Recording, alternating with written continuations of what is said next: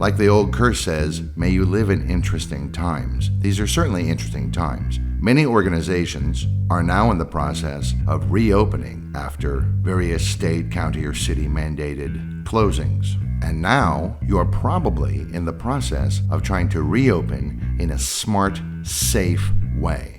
One of the most powerful tools you have for informing your audience, whether it's the general public or internal employees or students, depending on what kind of organization you have, is your digital signage. It's everywhere, it can be updated quickly, and keeps everybody informed in an ever-changing situation. We're going to talk about that today with Debbie DeWitt, Marketing Communications Manager for Visix. Hello, Debbie. Hi, Derek. Thank you for talking to me today on the podcast. No problem. And thank you, everybody out there, for listening.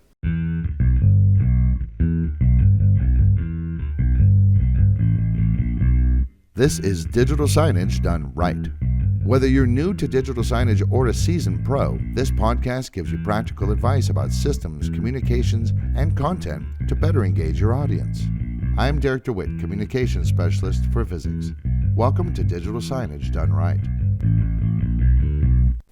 So, this is a difficult time and there are a lot of changes. Things are different from county to county, city to city, facility to facility. Digital signage can help keep everybody sort of on the right path, literally the right path sometimes. Yes, actually, that's true, yeah. So when thinking about how to use digital signage most effectively to kind of keep everybody safe and minimize their risk and exposure, I thought it might be useful to kind of like take a tour through a facility. Let's look at an idealized digital signage deployment in a facility that's reopening after quarantine procedures are being lifted or lightened. Great, that sounds good. All right, so first you have your employees or your students or visitors or clients or whoever the audience is, they got to come in through the front door. Right. So you're in your lobby or reception area or whatever.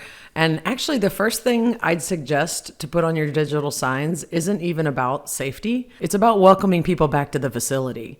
Because, people probably haven't been there for a while. And, this is your chance to start reinforcing the sort of community and culture that we hope you've been building with your digital signage all along. After that, you can use messages to set expectations and let people know what you need them to do in your facility. If there's, for example, a maximum capacity due to social distancing, you can post that on your screens. You could put like how many people can be here in this area and this area. Yeah, it could be by area, and some places might even have a maximum capacity for the building. And you can use things like Excel spreadsheets to update stats. So you could actually say there are 100 people maximum allowed in the building. We currently have 85. So that group of 16, you're going to have to wait. Right. Well, hopefully you have some sort of, employee policy that you're tracking who's coming into the building if you are trying to track capacity. But some other things are, for example, if visitors or anyone else in your building needs to wear a mask, you can put that reminder up. This is also a good place to remind people about social distancing, especially if there are queues or like a seating area in your lobby. Hopefully you've been able to take out chairs, perhaps, and so that you've distanced them yourself. Right. Automatic distancing. Right. But it's always good to remind people. And I would say don't just rely on your screens for that. Go ahead and if you can remove the chairs or move them so that there's distance there. That way your people that are coming in don't have to worry about, oh my gosh, is this 6 feet? Is this not? Right. People have their measuring, right? Yeah. Plus, it's a visual reminder too. Oh, look, there are half as many chairs as the last time I was here. Oh, that's right. Distancing. Yeah, I think most of us have probably encountered little tick marks on the carpet or on the ground somewhere when you're in a queue that just show you this is 6 feet. So it's just about convenience and reminders. Another thing is if visitors need to check in or aren't allowed in certain areas, you need to put that up on your screens. Or perhaps they have to call someone if they're there for a meeting or something. That person needs to come to the lobby and get them. So you could put up a directory, a call directory if you have a house phone there or something. And certainly if there's basic information like you've adjusted your hours. Some people aren't fully reopening. Some people aren't fully reopening their facility for regular hours. They perhaps have things on site like cafes or gyms. Right, yeah. The cafe closes at 3 instead of 5 or something. Right. So if you've got limited hours, put that up on your screen. Okay, that makes sense. Okay, so you're in the building, you've made it past the lobby, you're into the facility proper itself. Now what kind of messages do we want? Woohoo, you made it through the front door, yay! So this is where you can start doing things like basic hygiene reminders. We're all being told wash your hands, but again, reminders are helpful. Washing your hands frequently, wiping down surfaces, things like that. Where you can go do that, where maybe if you have like disinfectant bottles and paper towels around, where those stations are. Yeah, some people are putting out like hand sanitizer stations, things like that. So you can do a little wayfinding there to let people know where they can go. Again, social distancing. You've already covered queuing and seating, but as people move around your building, they still need to keep 6 feet apart if you're doing social distancing. I do think you have to be a little bit careful about the way that you present the information. Nobody likes to be told what to do, and suddenly you're having up all these messages saying, do this, don't do this, do this, don't do this. Like, it could seem rather authoritarian.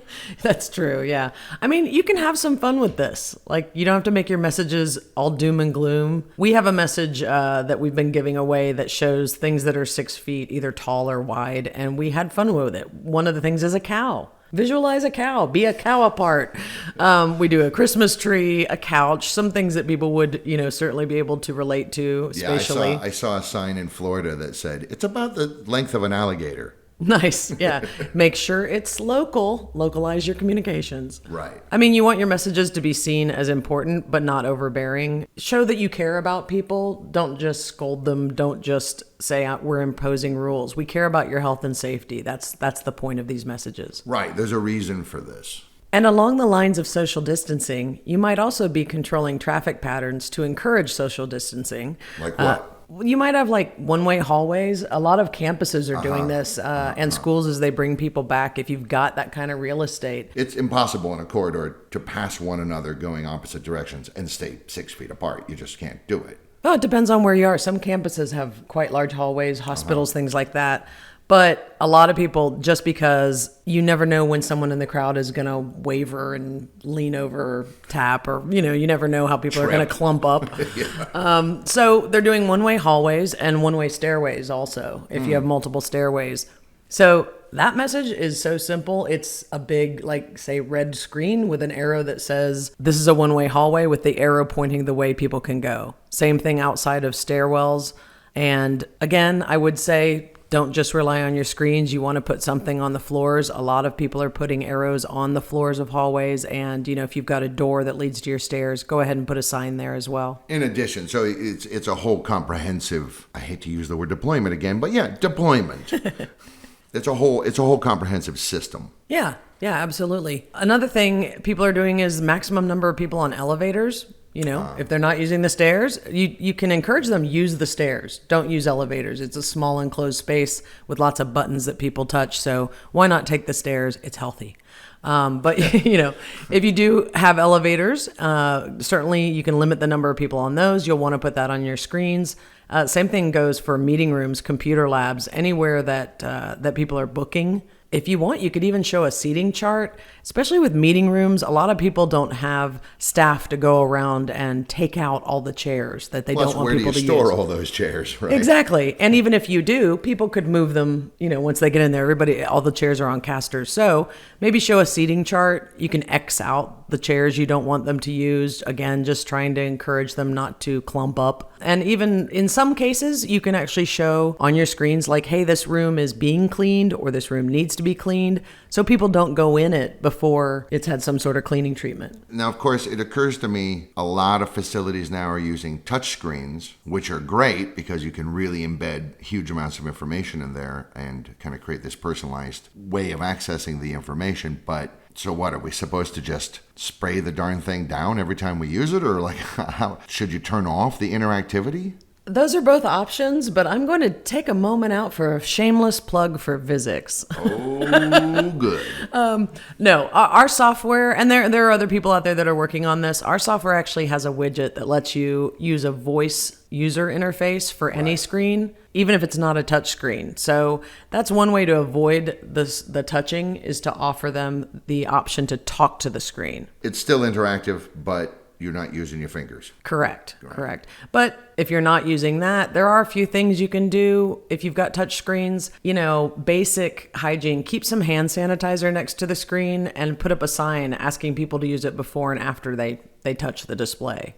Right. And then, like, as a message that comes up, like once you're done with your session, or physical signs, or both? I think both are best. And in some cases, if someone's got a touch screen, a lot of people go out and get a custom wayfinding design or something. They don't have the ability to put that on there. Certainly, if you do have that ability, build it into the screen. Have your timeout screen say, wipe this down. But if not, yes, I hate to say it as a digital signage person, but yeah, put a piece of paper up there that says, please wipe this down.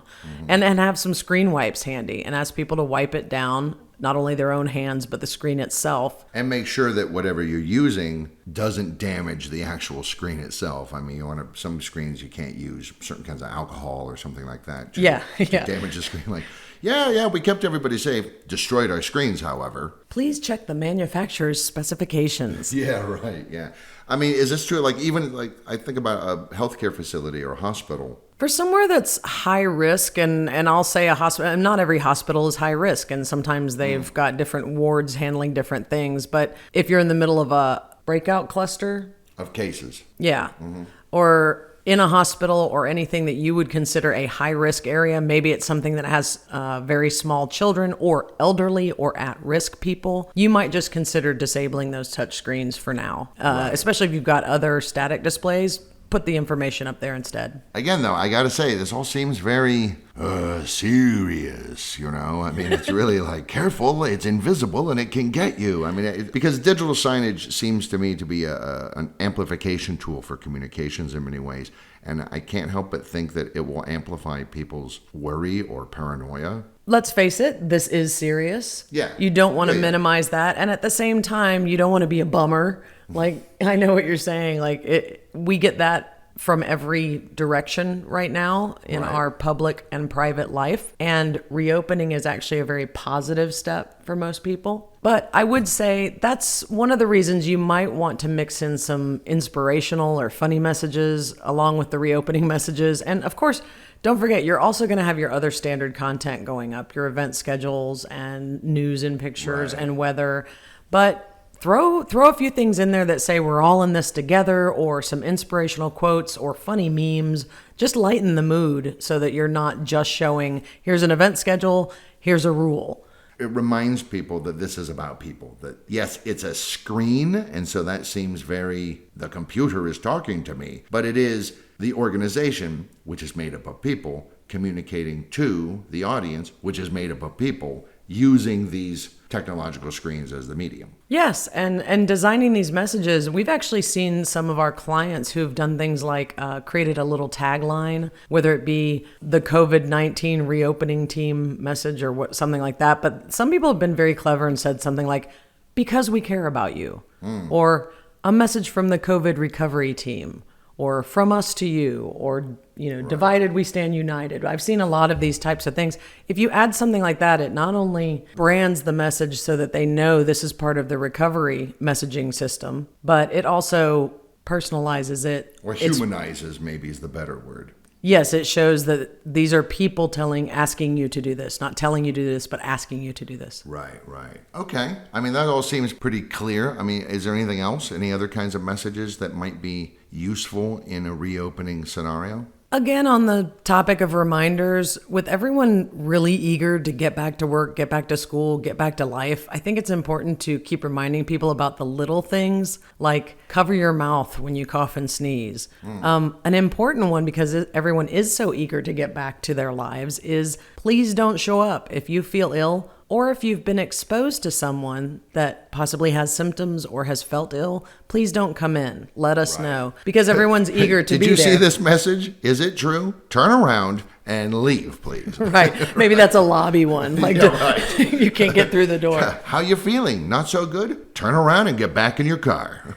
Yeah, because, and I think you and I have probably experienced this as well. Like, that feeling of normalcy returns really, really quickly. You finally get to go out to dinner or out with friends, and suddenly you're like, you've forgotten that there was ever a pandemic, and you're shaking hands and you're hugging. So it comes on very fast. Not me. I I don't like hugging. You're a non-hugger. I'm not a hugger, yeah. And it's great. It's great because normalcy is the goal, right? But it means that you can very quickly forget how to behave in the situation. So reminding them of the basics is great. That's quite frankly, anybody who's using health and safety reminders outside of the pandemic, manufacturing plants and a lot of just corporations put up health and safety things all the time. Yeah, it's not that unusual. And they're basic. Please wear safety eyewear. Right. Well, wear a helmet.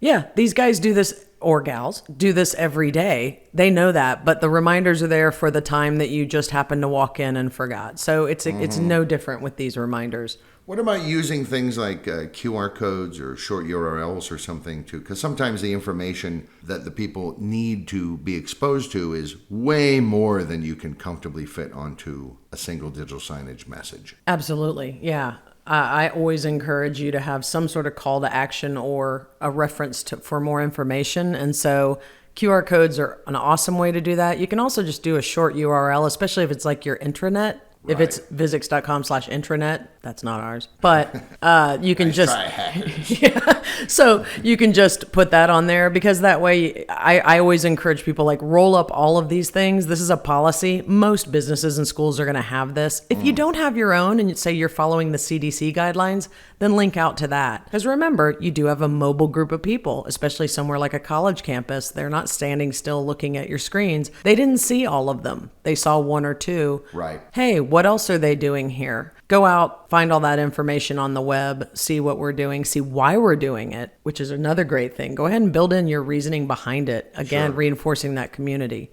So that's the other thing I'd say is definitely put your policies somewhere. Should you be in the situation where you have interactive screens and you feel that it's perhaps wisest to turn off that interactivity and make them static screens again, something like a QR code is actually a form of interactivity. It is, and it's touchless in terms of public touching. Yeah. It is your own phone. You are touching your own phone all the time. So it's a way of minimizing germ transmission, but still letting people interact because they're interacting on their own device. Right. That makes absolute sense. And I understand, again, we're going to just plug it. Why not? It's the Visix podcast, so the Visix can talk about Visix. You guys have created some free messages for people to use as they see fit. Yeah, actually, the tips that I've talked about today, we have an infographic. There'll be a link in the description of this podcast so you can grab those with some ideas of what you could put on screens. We also have a blog talking about this, but we have over 200 free messages that you can use for any digital signage system. It doesn't have to be ours. If you're not reopening yet, you can put them on your social media. You can put them on your intranet. And it's a variety of topics. We have about 20, I think it is, new designs that are specific to reopening, things that we've talked about here, one-way hallways and reminders. Right. But there's also things on there like inspirational quotes, productivity tips, trivia, email tips, and etiquette. So there are a lot of different things on there that are fun and useful, and we're basically just putting them out there because we figure right now, while everyone's reopening, digital signage managers probably have a lot on their minds that's not creating content. So we thought we'd give you something to use until you're back on your feet. Right. Plug and play. And where do I find all this stuff? If you go to visix.com, right in the top menu bar, you'll see a resources section, and you can read the blog, you can grab the infographic, and you can get the free messages there. All right. So everybody out there, have fun reopening. I don't know that it's necessarily fun, but reopen smart, reopen safe. Let people know what you'd like them to do, and use your digital signage to create the sense that the organization is watching out for them. It has thought of all these things and all this stuff. They're not just making it up as they go. They have a plan, and the plan is to keep everybody as healthy as possible. Exactly. All right. Well, thank you for talking to me today, Debbie. You're welcome. And thank you, everybody out there, for listening. Hey, want more free stuff? Then head to the resources section of Visix.com for free masterclass guides, blogs, videos, and more to help you with your digital signs. Please share, subscribe, and leave a review of this episode, and connect with us on social media.